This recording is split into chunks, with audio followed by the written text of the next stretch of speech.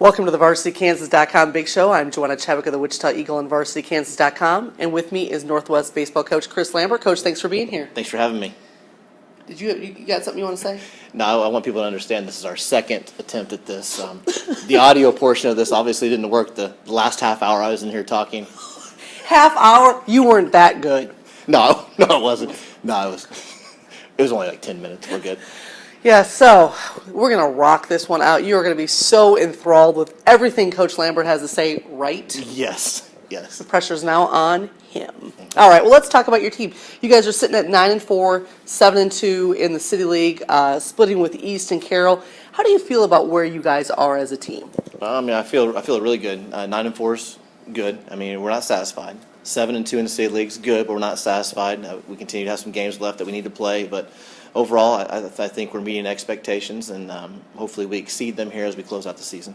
All right, well, you split with Carroll and East, which are both strong programs, and then out in the area, you took a couple losses there. Talk about those losses. Yeah, we lost to Blue Valley West 3-1, and we lost to Olathe East 14-9.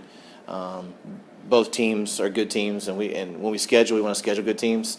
That's why we like to take the trip up to the northeast part of our state, because ultimately those are the kind of teams you will find at a state tournament, in which we have found the last 2 years. So we definitely want to keep our schedule as good as we can get it and play the best teams so we can see where we're at and see where we need to be. Well, and you saw a difference from last year when you were up there compared to this year too, right? Yeah, we got outscored 29-1 last year. And this year we were much more competitive. I think last year we just had our eyes open really wide, like, oh my gosh, these teams are good. Well, I think now we realize we're at their level.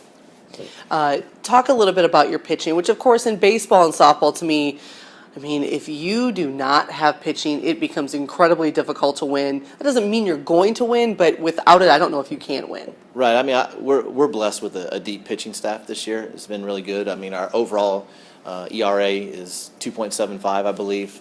We're led by numerous pitchers: Kyle Wegleitner, John Short, Will Clark. Jordan Dingman's 3-0 with a sub-1 ERA right now. So, our pitching and defense has been a focal point of our success. Well, and talk about the defense, too, because you've got an infield that is completely seniors. Right. I mean, third base to first base, where we're covered with seniors, with Jordan Dingman at third base, Will Clark at short, Dylan Gates at second, Josh Jones at first, and there's nothing to get by them. And I'll tell you what, they're gonna dive and make every attempt to make sure it doesn't get by them. And without them anchoring our defense, I don't know where we'd be at. But it's also, they set a great example for our youngsters coming up in the program to see how that should be played. Well, and talk to a little bit about the offense heading into regionals. Do you feel like the offense has come around enough that you guys are going to be able to put up a strong effort to back up that pitching and defense? Yeah, I think we started out the year really well hitting the ball. And then, you come across some better pitching every once in a while, and you're going to slow that down a little bit. You're going to run into some slumps. And during those slump periods that we had, our pitching and defense had our back. And in times, too, we've had the offense pick up the pitching and defense. Do I think it's where it needs to be? Probably not right now.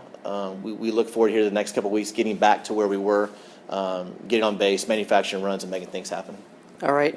Now, we are so close to regionals. If you can believe it, it's almost end of April. It's crazy. Right? Yes, right. Regionals start, they're the 18th through the 23rd. Talk a little bit about your regional, where you got 12 teams and like 5-6 teams there that you're going to have to really, pay attention to.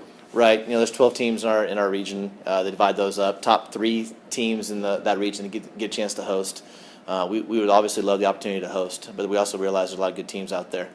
We've got to fight this till the end to improve our seeding. But in the end, wherever we go is where we go, and we still got to play no matter what.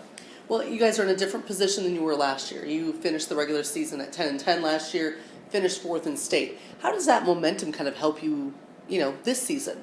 I think last year's finish at 4th place at state really put our program in a spot where, yes, we can compete at that level. Excuse me. And, they carried it over, especially the juniors that are seniors now. They carried it over into this year. And I hope that continues to be what the underclassmen see, where this program can be, who's got us there, and how we got there.